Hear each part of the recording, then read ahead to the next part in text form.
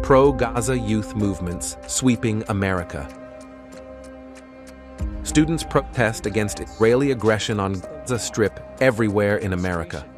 Up till now, Israel killed over 34,000 innocent lives, in nearly 100,000, and destroyed more than 62% of civilian homes. 1.1 million people are facing catastrophic lack of food. Most hospitals, schools, and universities were destroyed. Tens of U.S. universities are witnessing pro-Palestinian protests related to the war in Gaza. Columbia. In Columbia University's main park, students set up tents to show solidarity with Gaza. Tensions escalated as university president Nemat Shafiq emphasized combating anti-Semitism, neglecting protecting freedom of expression. Protests escalated, although New York City police forces violently broke up the peaceful student sit-in and arrested 108 students. California. In California, police arrested pro-Gaza protesters at the University of Southern California, USC, California State Polytechnic University, Humboldt, and the University of California, Berkeley. Massachusetts. Protests broke out at the Massachusetts Institute of Technology, Tufts University, Emerson College, Harvard Lawn, Brown University, Yale, and other universities in New England. Texas. In Texas, hundreds of local and state police cleared out protesters at the University of Texas at Austin, making 34 arrests. Michigan. In Michigan, protesters set up tents at the University of Michigan, calling for the school to divest from Israel. Florida. In Florida, police used tear gas on pro-Palestinian USF Tampa protesters. Minnesota. In Minnesota, police cleared 2 encampments at the University of Minnesota after the school said that unauthorized tents violate its policies.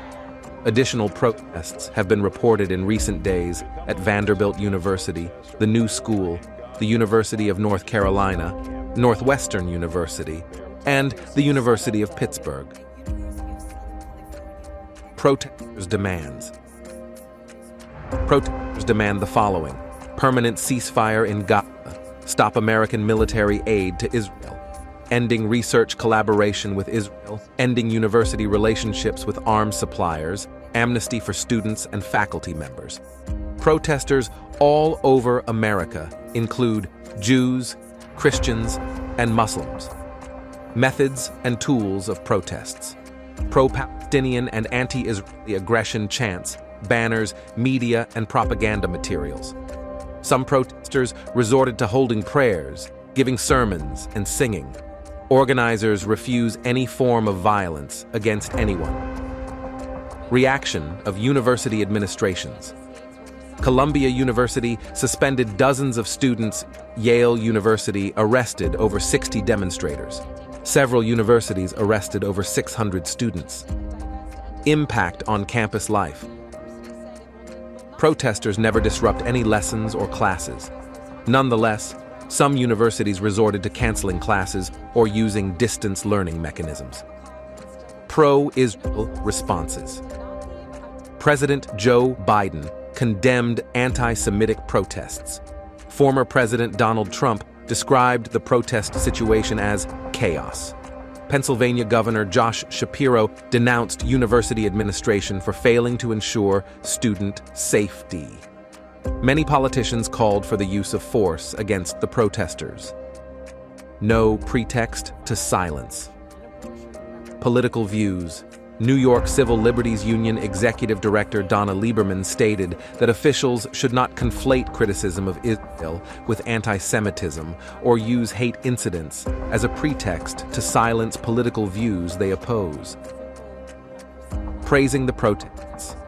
Other members of Congress have praised the protests, including Democratic Representative Ilhan Omar, whose daughter was arrested at and suspended from Columbia last week. Representative Alexandria Ocasio-Cortez called Columbia's decision to mobilize the NYPD against the student protesters a horrific decision in a Wednesday post on X. Freedom of expression and student protection. Texas Governor Greg Abbott sent the National Guard to arrest students at the University of Texas at Austin.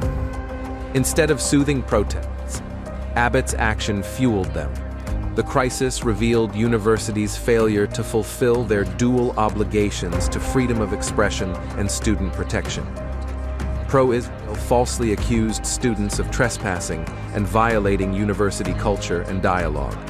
Right-wing media, aligned with Republicans, opposes students and urges force against sit-ins. Israeli PM Netanyahu compared student protests in America to pre-Nazi Germany marches, inciting against demonstrators. Israel's supporters claim that BDS, boycott, divestment, and sanctions calls, and anti-Zionism are inherently anti-Semitic. They argue that BDS delegitimizes Israel and denies the right of the Jewish people to self-determination.